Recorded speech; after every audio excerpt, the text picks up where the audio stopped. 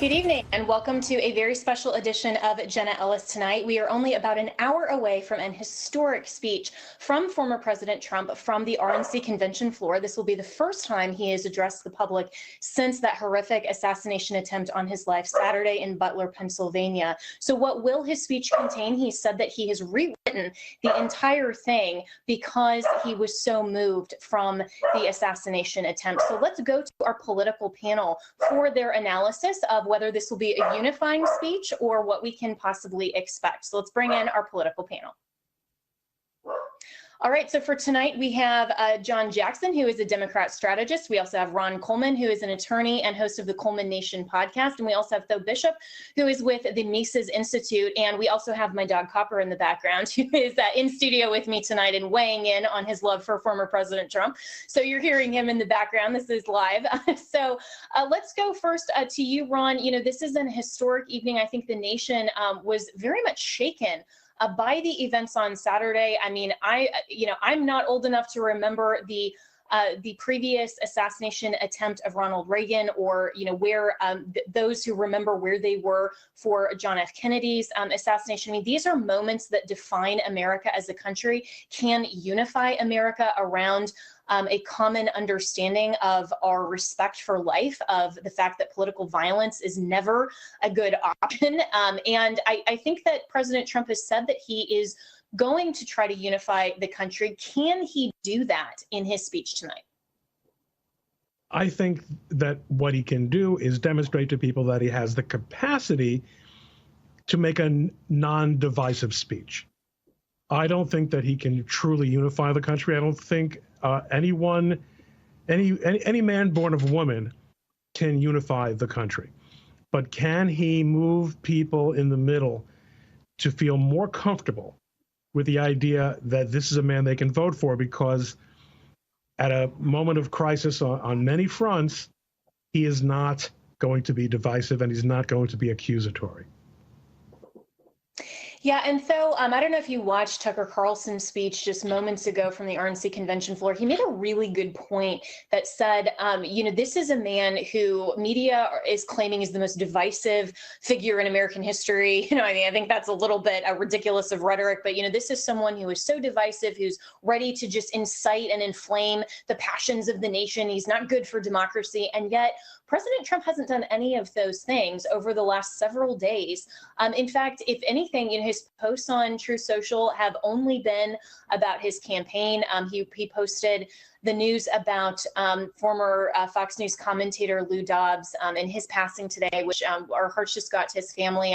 I knew him personally as well. I mean, this has been a hard week, I think, for everybody on a lot of different fronts. But, he really hasn't taken the moment to politicize this as much as he's just taken a moment to sit back at the RNC convention. Do you agree with Tucker on that? I do. And I mean, it's interesting, the fanning of the flames has come from Biden with his Lester Holt interview and things like that, right? You had a little period there of reaching out. It was not very long lasting. And there was, I think, some campaign calculations there. But I think Tucker's speech was very illustrative of what I am hoping that we'll get from Donald Trump tonight, where there was a very human side to it. There was something larger there than simple political partisan gamesmanship. But there's also an element where when I hear national unity, there's a part of me that gets concerned, because often national unity is a way of kind of moderating politics. And ultimately what has brought people to Donald Trump, the opportunity of this moment, right, is people are looking for a change to the political system that doesn't work for anyone.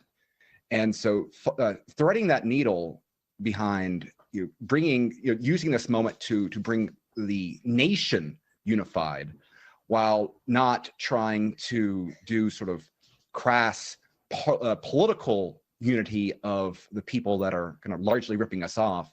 I think they've done a very interesting effort with that, with the kind of the theme of the entire convention. I think the selection of J.D. Vance is a demonstration that he hasn't lost his edge, but still can touch on some of these more emotional themes. And so I'm very interested to see what Trump is able to pull out that is a new form of Trump, reintroducing himself to the country without losing the elements that made Trump who he is in the political space today. Yeah, and I agree with you on that. So, John Jackson, let's turn to you because, obviously the Democrats are facing some very divisive, disunifying considerations of their own, and we'll get into that in a moment. But is there something that for you as a Democrat that Donald Trump could say that you would think in this moment would actually cause the nation to come together and at least say, we may not choose to vote for him, but at least we respect him more than what the mainstream media has been suggesting? Well, I think most Americans, the vast majority of Americans, except a few loud idiots, condemn political violence. I think what was attempted on President Trump was disgusting, and I say that as someone who mobilized the vote against him.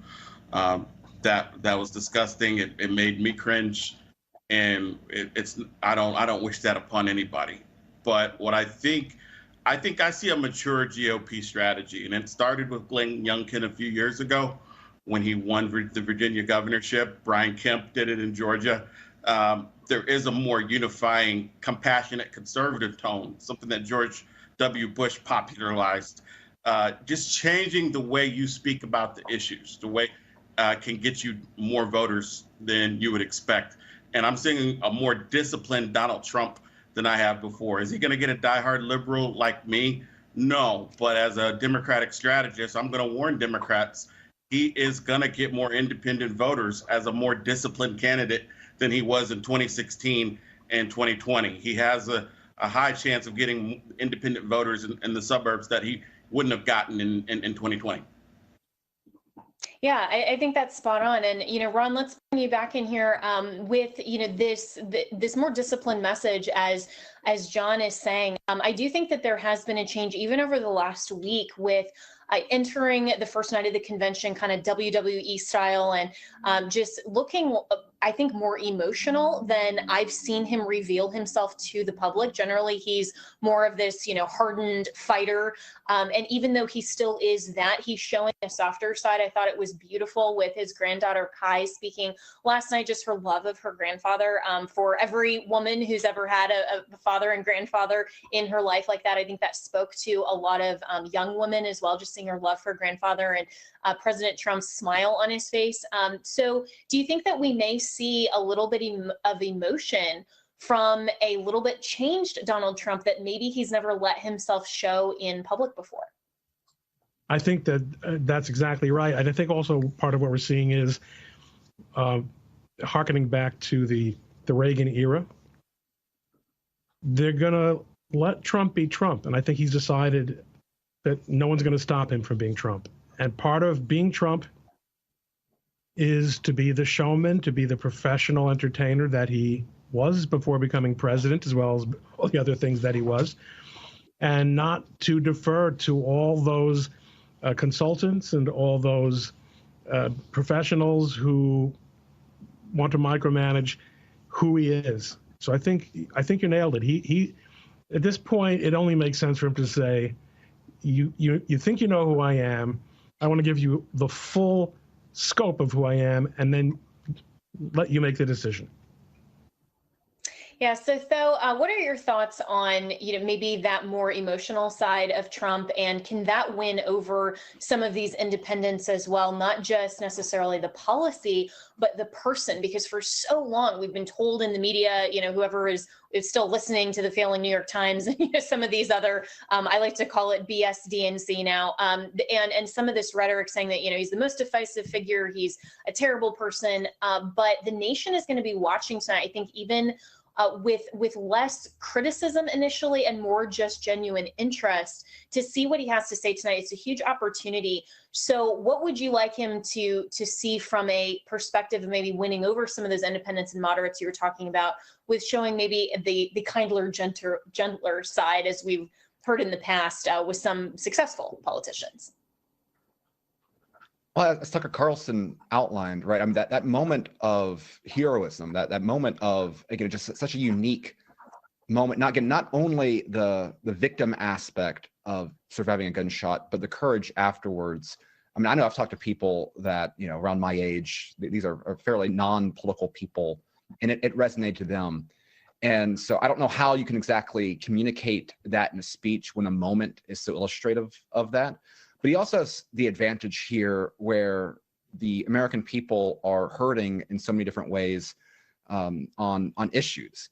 And obviously, there's always been this aspect of bragging about his record. He's had that aspect. We saw it played out in the debate, right, and things like that. And so I'm interested to see the extent to which he's able to capture this emotional aspect, this humanizing aspect, this, again, something that I think has been very strong, very disciplined, very on point throughout this convention. And are we going to see kind of a different approach that interweaves this different sort of style? Again, I'm expecting a lot less of the kind of the cruder aspects that again make some people love Trump but turn off others. Is there going to be a way of attaching this moment of national leadership with the issues in a way that is going to make it acceptable for people that, again, might not have voted the last couple times around? Maybe you did not vote for him in 2020 after voting him in 2016. Is that combination of the substance of addressing the concerns that Americans have that has made it a very favorable environment before the craziness the last 4 weeks or so? And is there going to be a different approach to hitting those issues with this tone? Yeah, and I think if there's anyone that can read a moment or read the room, that is Donald Trump. So I was just so moved to see his expression. But we're going to take a hard break here. We'll be right back with more of our continuing coverage here on the Salem News Channel.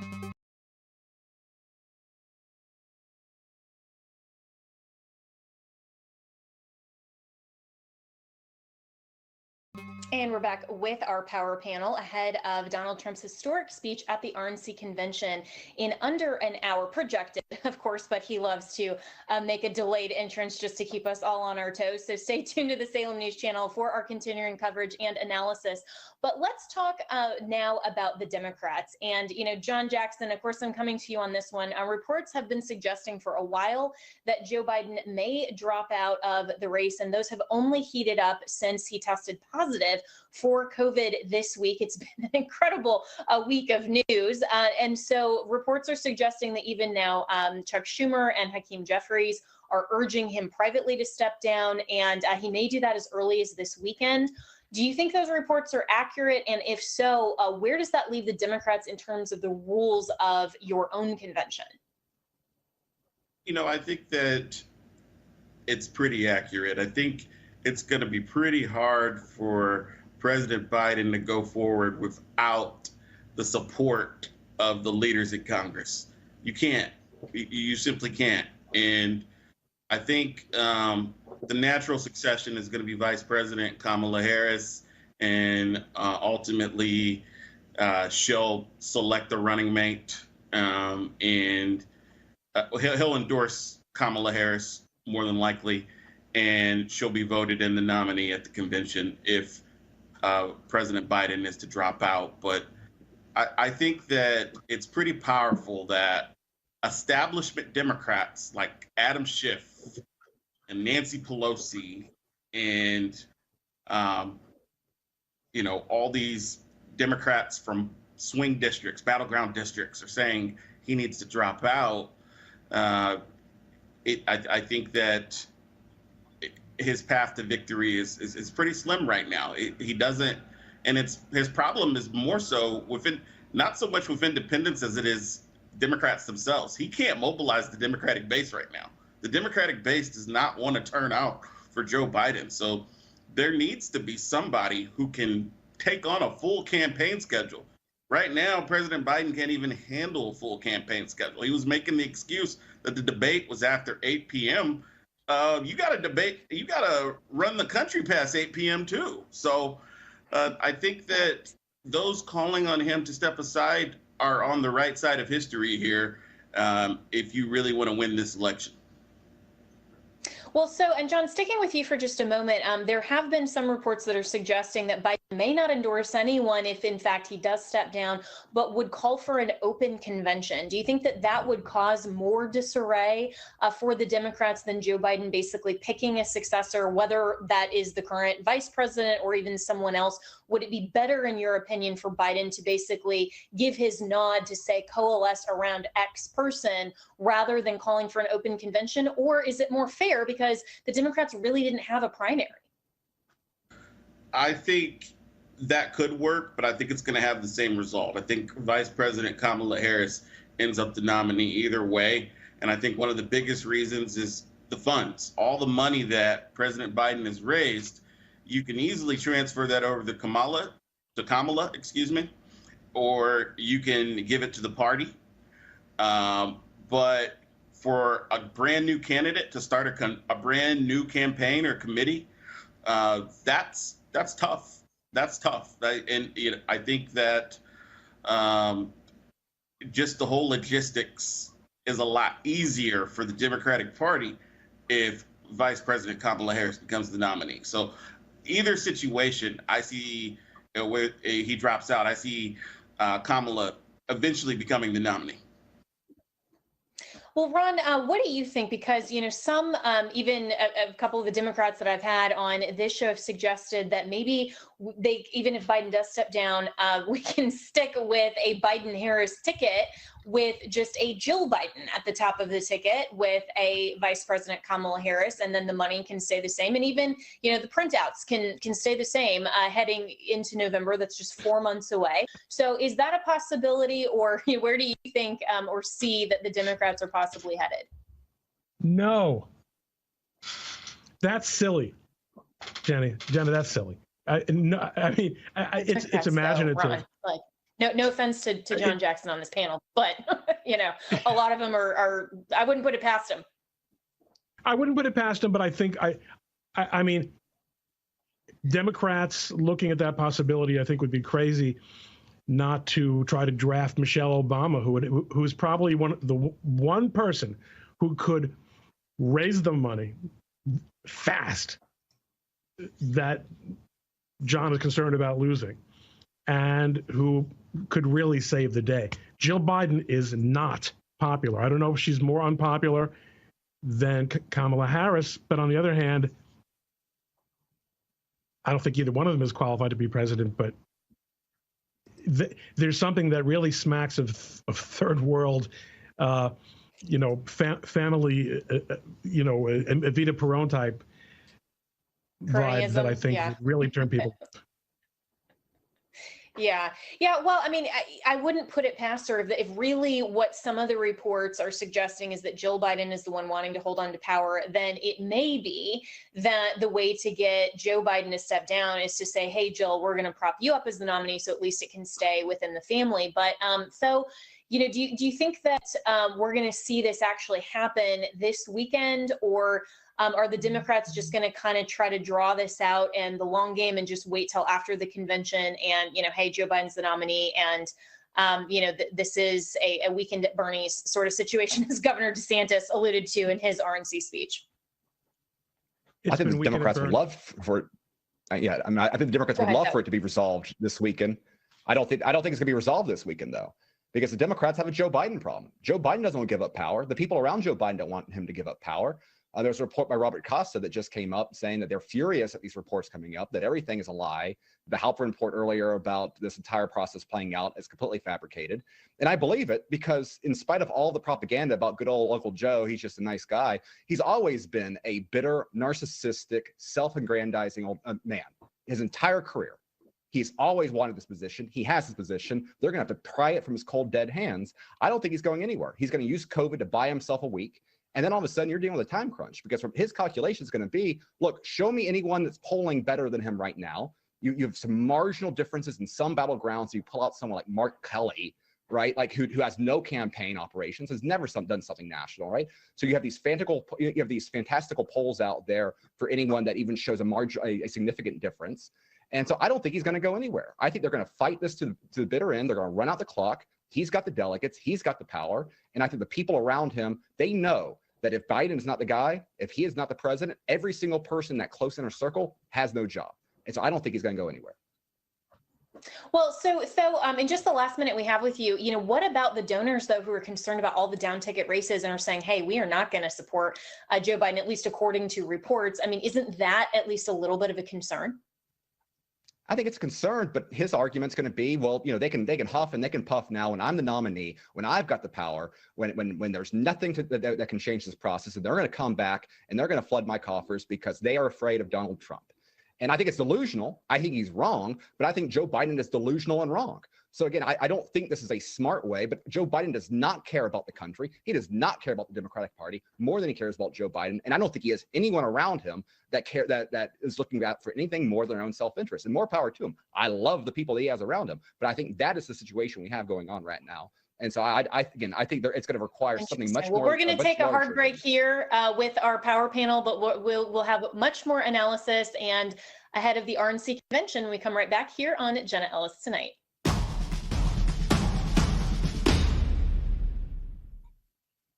Welcome back to Jenna Ellis Tonight, and for Salem News Channel's continuing coverage of the RNC convention. Make sure you stay tuned after the program for Donald Trump's really big night and his speech on that stage. But last night, with our power panel that is back, we heard from Vice Presidential nominee J.D. Vance. And, he is a really interesting pick. And I think it's actually a really smart pick. He is a young millennial. He is a non-politician. Really, and this is the first time, I think, in a long time that you have two not career politicians that are on that same ticket. And with his life story, the way that he communicated from that stage, he clearly understands President Trump's mantra. He's focused on the economy. He's focused on jobs. He said, this country is for the American worker. And I think that really resonated with people. I mean, what I'm hearing from a lot of even my close personal friends today is, wow, J.D. Vance really spoke in a way that I haven't heard a politician speak to me since Donald Trump, which is possibly the highest praise you can get from Trump fans. So, Tho, let's start with you. What do you think of J.D. Vance as a vice presidential selection?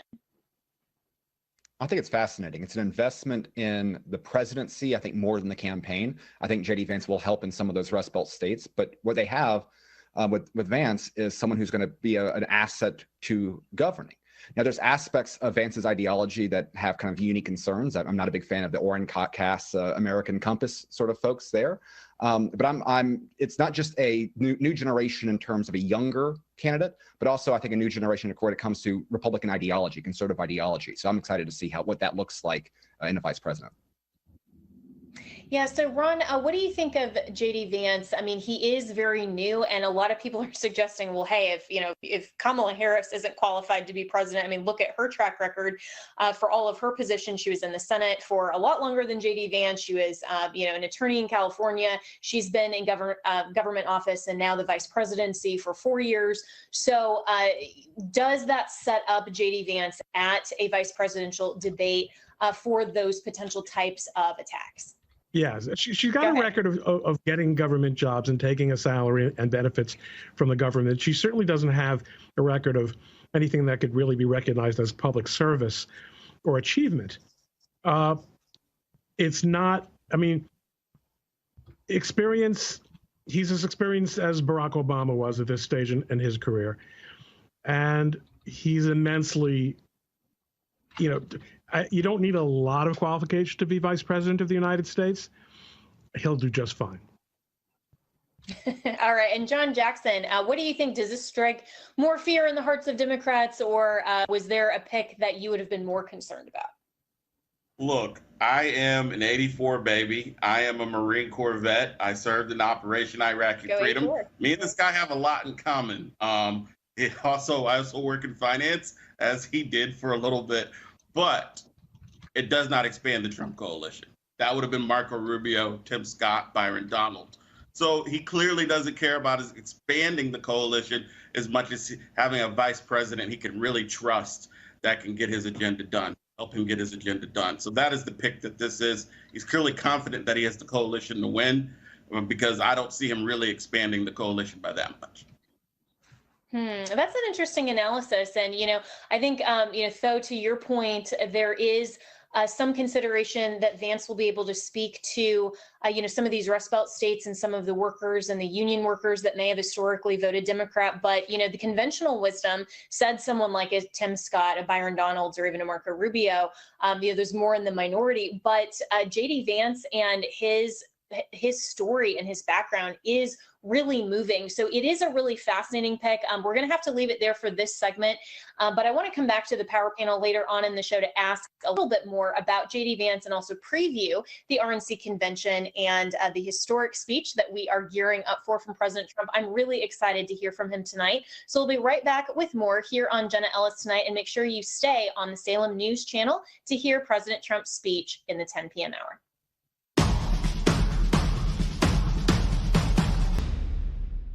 And we're back with our power panel. John Jackson is a Democrat strategist. Ron Coleman, who is an attorney and host of the Coleman Nation podcast. And we also have Tho Bishop with the Mises Institute. So let's talk about those policies and the base that Donald Trump may not think that he needs to expand anymore, even though the Republican Party clearly with their newly passed platform has tried to expand the base, much to the chagrin of some evangelicals. So, Tho, do you think that really shows some potential issues in terms of the platform or, kind of this big tent, or are Republicans and the GOP just kind of going to ride that wave? And we think that the coalition is definitely enough for November. Look, I think that the selection of JD Vance should go a long way in easing any concerns there, right? This was an attempt to moderate. This was not reach across the party itself and bring in a moderate, someone who would have been hated by the Trump base, but we might get some new donors in, a Nikki Haley type, right? JD Vance was doubling down, I think, on a serious, on the ideological issues, on the platform sort of issues that had made people interested in Trump in the first place. And I think one area that's very interesting of expanding the platform, and it's kind of nerdy, it doesn't get a lot of talk about, but it's the Bitcoin issue, which is, I think, ties into the reason why Silicon Valley types are attracting to Trump, right? Peter Thiel was kind of the lone outcast there. Now you have Elon Musk. Now you have a very interesting group of financial supporters, people that are probably not traditional Republican voters at all. It matters not only because it is bringing in new money, reaching out to a different type of demographic, but it can also really help on some of the inflationary issues, some of the substance issues as well, in a meaningful way. And so I think that there's, you add JD Vance, you add just the more serious nature of the entire Trump infrastructure. I understand the concerns, I get it. These are very important issues, but I think there's actually a far more reason for optimism for a more serious Trump administration the second time around than the first time. And that should give, if you care about the end goals, if you care about some of the policy outcomes, I think that's a real reason for optimism. Yeah, so John, what do you think about, some of these policy differences? I mean, we've been talking so much about the candidates themselves and the difference, between Donald Trump and Joe Biden and who's at the top of the ticket, who's going to be VP, all of that. Are some of the issues that are really important to the American people kind of getting lost in the conversation in a way that you think that the Democrats can maybe bring to the floor at their convention in a few weeks? Yeah, I think the Democrats have to know how to switch gears. Obviously, when it comes to just getting grassroots donations and getting volunteers, the abortion issue is something that gets a lot of liberal people fired up. But as far as just reaching the working class Democratic base, there has to be a strong economic message. And you have to toe the fine line of bragging about Joe Biden's economic accomplishments while also understanding that while the economic indicators may be good, a lot of Americans just simply aren't feeling this supposed good economy. So you have to be looking forward and talking about what the Democrats are going to do to improve the status of your average American who's living paycheck to paycheck. So it has to be really a strong economic kitchen table type message at the convention, and really stray away from the polarizing issues, because that's not what Americans are talking about as much. Yeah, so Ron, we heard from Donald Trump Jr. last night where he said, under Joe Biden, you promised build back better, nothing is built, nothing is back, nothing is better. That has been a mantra of the Trump camp that they have certainly reinforced. And I think there's a lot of truth to that. And yet the Democrats have seemed to go to those polarizing issues, like running on abortion and what they would call as abortion extremism from the Republicans, which I would simply say is pro-life and is the truth. And the platform has always reflected the truth. But a lot of people of faith, and particularly evangelical Christians, have been really discouraged, frankly, that the GOP excised the traditional definition of marriage and watered down pro-life in their platform. We haven't really heard anything about the social issues from the RNC convention, which was probably wise. They are focusing more on things like the economy, things like wages, those at the border, a lot of these things that all conservatives agree on. So where do you think this goes in terms of policy after the convention and messaging, at least to the coalition of faith-based groups that I think Trump still does need? I think I agree with you. I mean, he needs it in the sense that he needs to convince them that he's the last and best choice for them, and that they need to vote and not sit on their hands.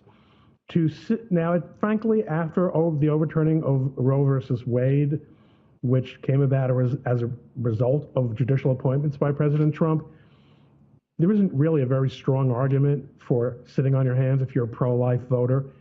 You have to recognize that coalition politics isn't only a Democratic thing. It's also a Republican thing. And where is it going to go? I think it's going to be a not particularly major part of the messaging. The messaging is going to hammer on the less divisive issues, the ones that are the strongest for the Republicans. Yeah, so Tho, how much policy do you think we will hear from President Trump tonight? Because his remarks could go as long as a rally speech. There's nothing that says that he can't just command that stage for 2.5 hours. We've seen him go certainly longer in previous speeches. Do you think that with the start time of 10 p.m. or a little bit after, he's going to keep a little more brief remarks? I don't know that Donald Trump has ever been really brief in his life, but do you think that he's going to get into some of those things, or is it going to focus so much more on the unity message that he makes that the emphasis and doesn't really address some of these other issues? Yeah, I don't expect him to get too in the weeds when it comes to policy. I expect him to project competency versus disorder, competency versus chaos. I assume that you'll probably get some points on talking about peace and some of those foreign policy aspects that he hammered hard during the debate. I don't expect to get Biden's name mentioned. I think there's going to be a softening in the way that contrast is portrayed.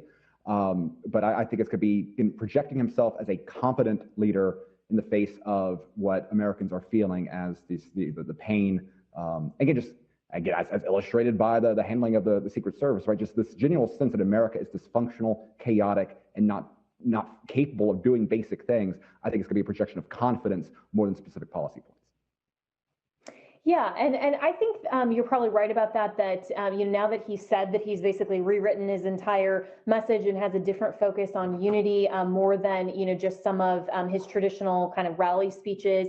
We probably will see more of that 30,000-foot view. But speaking, just in the last few minutes we have in this segment about that assassination attempt, I mean, it's been really fascinating to see what details we still don't have, what answers we don't have. And, Ron Coleman, to me, I was thinking, okay, if I'm trying to get to the bottom of whether there was intent versus gross negligence on the part of the United States Secret Service, because clearly there was a failure there, I would really want to know, if I'm Congress, about all of the previous outdoor rallies of, maybe say the last 5 or 10, and were there the same type of failures that just somehow by the grace of God there was no attempt on the president's life at those rallies, but a shot could have been taken? Or was there something specific and unique to Butler, Pennsylvania, where a sniper just happened to show up? So, what do you think from, a lawyer's perspective, if you're trying to kind of piece this together like a crime scene, what type of things would you want to know?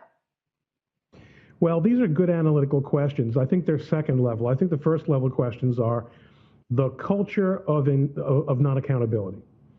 And it is the definition of the federal government in general. But in general, everyone understands that no one in federal government is ever fired. certainly no Democrats. There is never any adverse consequence for a failure to do one's job. And and that also has the capability to be a powerful political message for Donald Trump to focus on that and for Republicans in general. Yeah, and certainly no women are usually fired as well. And we saw Donald Trump come in with a very different security detail to the RNC convention floor, which is inside than he had in Butler, Pennsylvania. But as Speaker Mike Johnson promised to not only the Republicans, but the American people that Congress will get to the bottom of this, I hope that they will start those hearings as early as next week, as soon as they are back into session. We'll be right back with more here on Jenna Ellis Tonight and our continuing coverage of the RNC convention.